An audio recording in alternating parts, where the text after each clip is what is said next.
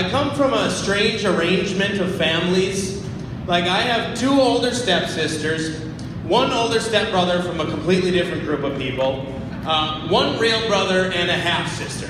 So, it's nice and confusing. And with extra siblings, it's always kind of a bonus. But when you start getting extra parents, like, you never know what kind of relationship you're going to get out of the deal. Like, I'm fairly close with my stepdad, but it's not good. Like, the other day, he had me help him install a sex mirror. And he didn't call it that, but he had me hold a 6-foot-long mirror over my head so he could screw it in over their bed. And I went into it all innocent. I was like, oh, that's kind of cool. So, but you like wake up in the morning, you're like, oh, hey, you're looking good. But like halfway through it, like dawned on me, I'm kind of just like, oh, what the fuck? Oh, and I helped. Oh, God. It's not right, man. So, I'm a pretty big fan of my real dad. He never made me do something like that. But when we were growing up, he never really prioritized safety very much. Like, my car seat was a cardboard box jammed in between the front 2 seats of a cargo van. Like, when Dad accelerated up a hill, you just better hope that back door is latched tight. Luckily, it usually was, but... so the commute was not very safe, and the time spent at Dad's wasn't much better. Now, it was the greatest, but I just don't think the child protection people would have been too thrilled, Like, we would play dodgeball in the living room, and by we, I mean my brother and I would run across the room while our dad whipped dodgeballs at us. And instead of just playing with our action figures, what we'd do is we'd set them up on a bench in the backyard and shoot them with BB guns. And I was young. Like, I was too young to be even handling a BB gun. So I didn't understand the concept of ricochet. I just remember it was the most confusing thing ever, just sitting there and... they're fighting back! The G.I. Joe just shot me. Good times. So, thankfully, for my dad's sake, it wasn't well documented, so I don't think he can get in trouble. Whereas my mom was a die-hard home video mom. Do we have any home video moms in the audience? Somebody? We love you. Yeah, so, and she was one of the original home video moms. Like, none of this iPhone crap, Like, when my mom went to get the camera, it was like a Navy SEAL assembling their weapon. She'd be standing there and go, oh, the kids are playing with water balloons. Oh.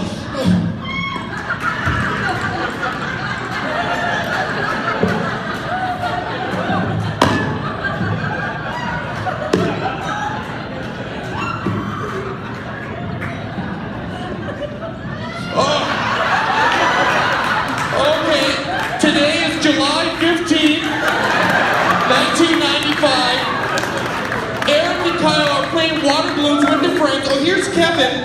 Oh, who are you going to throw the water balloon at, Kevin? Oh, don't get the camera lady wet.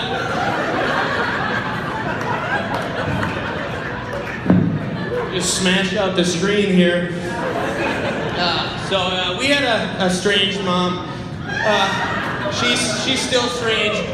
I don't know if you've been hearing any, like, the turkey gobble / Indian war cry.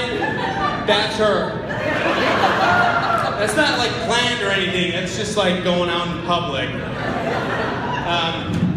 But anyway, and the things she would get us were really strange. Like, things you wouldn't even think existed. Like, every kid played laser tag growing up, but our mom found us electrocution laser tag. And I'll never forget the first time we played unknowingly, just running around and, oh, shit! Oh, what the fuck, Mom? Oh, raising kids, it's not easy. I don't have kids of my own, but like they said, my day job is I take care of 2 boys, brothers who have autism. And I've been with them for 10 years, and I don't feel qualified. Like, here's something happened the other day, actually here in the mall. Dylan is the oldest of the 2. He had his birthday, so we decided to go to Nickelodeon Universe. And the deal is, if you have a kid with special needs, you don't have to wait in any lines. Your whole group, you just go right through the exit. And on top of that, on every ride, you have the chance to go around twice in a row, which is like, it's messed up. Like, I think Nickelodeon Universe loves kids with special needs, but wants to make sure that nobody else does. Like, bunching in front of everybody is not a great way to make friends. But anyway, so we did like every ride in the place. It took like, 20 minutes. And the final ride of the day, we're like, all right, we're going to the log flume, classic Camp Snoopy ride. And it's the boys, their dad, and I'm in the back. And there's a part in the ride where it cranks you up, there's mannequins around. And there's this one mannequin that's shoveling these giant pancakes with a snow shovel. And right on the edge of the pancakes is 5 $100 bills. And you go by pretty quick, so I'm kind of like, wait, what the hell did I just see? But we get to go around twice, so I'm like, okay, I'm gonna get a better look this time. And the next time around, right when we get up to the pancakes, I stand up in the deal and lean over. Right as I stand, a voice comes in on the intercom, "Sit down in your seat." So I'm like, oh shit, they're watching us. But now I'm like, okay, that's definitely $500. But what am I gonna do about it? So I'm kind of mulling it over, and I get to the point where I ask myself, am I really willing to get kicked out of the Mall of America for $500? I'm like, yeah? $500? That's half the price value of this contest. I don't have to get on stage or make anybody laugh. I just have to jump off the log flume. So I have my plan set up. But it's not like I can get off and go up to their dad and go, "Hey Dave, you mind if I go back on and mid-ride, jump off the log flume and grab $500? Yeah, someone left it on the pancakes." No. So I go up and I go, "Dave, how about for Dylan's birthday, what if Dylan and I go back on and then you stay out and take a picture of us as we go down the chute?" And everyone's stoked about the idea. So I'm like, okay, here we go. Dylan's sitting in the front and I get in the back and I'm kind of getting psyched up. And as we pull out of the station, I'm kind of like, all right, am I really doing this? I'm an adult. People are going to start yelling at me, oh my God. But right when we get up towards the conveyor belt part, I'm like, okay, here we go. And I jump out, and I'm going to show you what this didn't look like, okay? When I start running up this metal platform, and it didn't look like this. Oh yeah, I'm going to get that $500. Yeah, fuck you guys, watch the camera. Yeah. No, it was more like, oh shit! Oh, my shoe came off at one point. Poor Dylan, I didn't tell him anything. He's probably sitting there going, oh my God! What is the ride break me?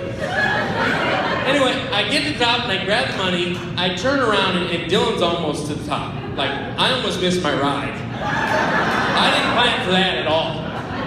But I'll never forget the look on his face. It was the purest look of, what the fuck you've ever seen in your life.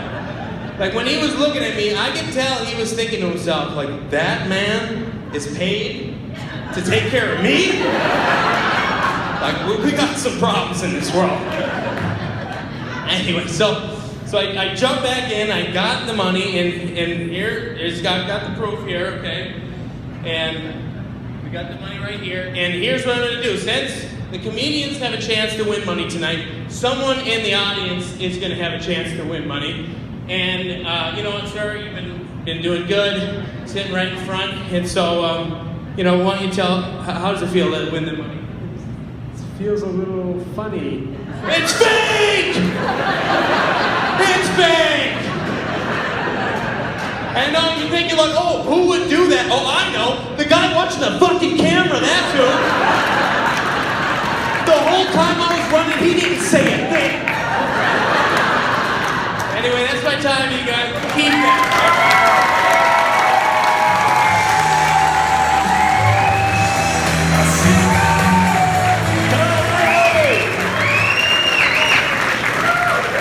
Looks real enough. It's got a that little bar thing. Let me feel it. That might be illegal.